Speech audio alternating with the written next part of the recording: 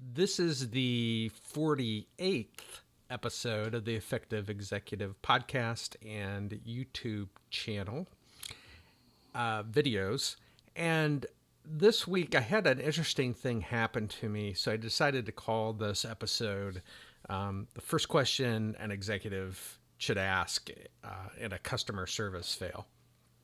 And what happened this week is I got this really strange letter, and sometimes you, especially nowadays, you think it's some type of scam or that's going on.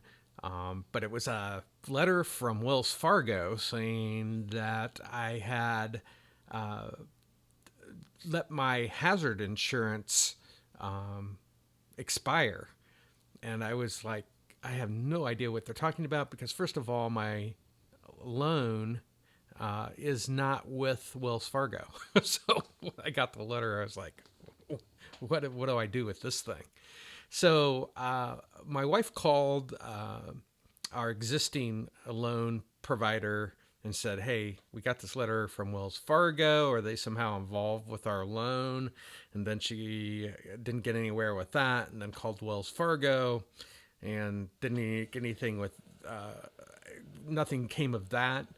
And so I tweeted, and you can actually look it up on my Twitter account, but I tweeted at Wells Fargo on Monday this week, and they basically said, you know, I got this letter. I'm not sure what's happening. You know, is this a scam? But regardless, they did reply, and I have to give them credit for that on Twitter pretty immediately. I'd say within an hour or so.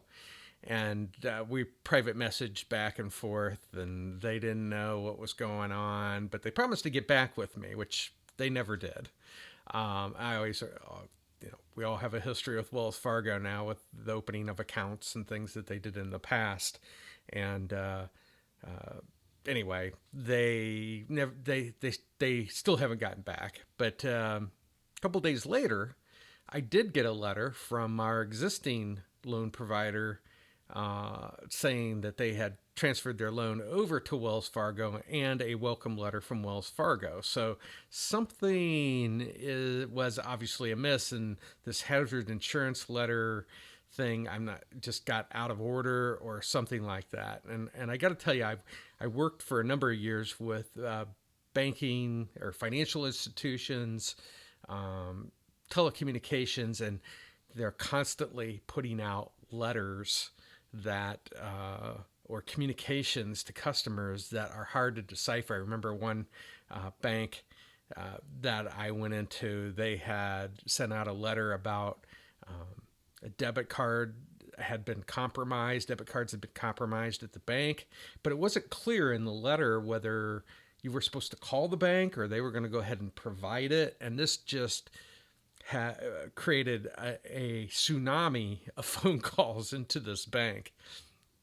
And I happened to be there that day, and I got the letter, and I could see why. And so you have to be very careful, obviously, about the communications that you send out. But it got me thinking about what is one thing that every executive should do in a situation like this. Well, first of all, you got to be aware of it, which goes without saying. That's a lot of the training that I provide. Education is going through and looking through a customer lens and seeing some of this stuff. But the first thing you have to determine, is this a one-time event, or is this what I would reference as systemic, or in some cases we call one-time event a special cause, or is it a common cause that you're continuing to create more? Because obviously you want to shut off the spigot of more phone calls if you, by virtue of identifying what happened, and we don't want to continue to send out, in case of Wells Fargo, hazard insurance letters to people before the loan is actually transferred over.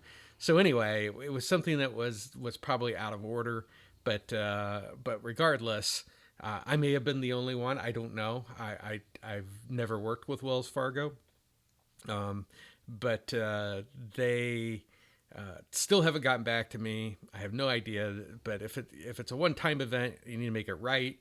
And even if it's systemic, you need to go cut off the spigot, so you are creating more cases of people being mystified about a letter that it didn't make any sense because it was prior to even the loan getting transferred.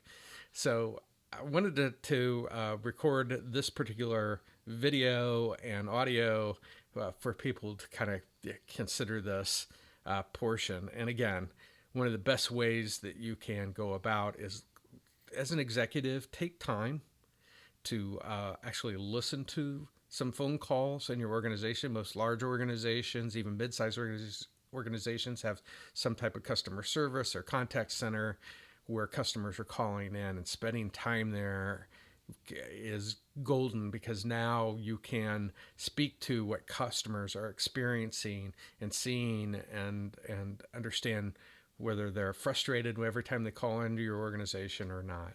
So that's what I wanted to cover this week. Talk to you next week.